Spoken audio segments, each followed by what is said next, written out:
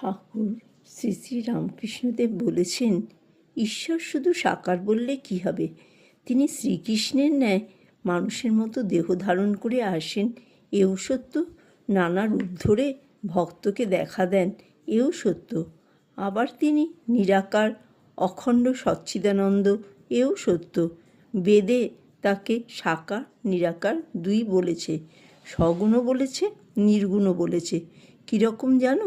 সচ্চিদানন্দ যেন অনন্ত সাগর, ঠান্ডার গুণে যেমন সাগরের জল বরফ হয়ে ভাসে, নানা রূপ ধরে বরফের চাই সাগরের জলে ভাসে, তেমনি ভক্তিহীন লেগে সচ্চিদানন্দ সাগরে সাকার মূর্তি দর্শন হয়।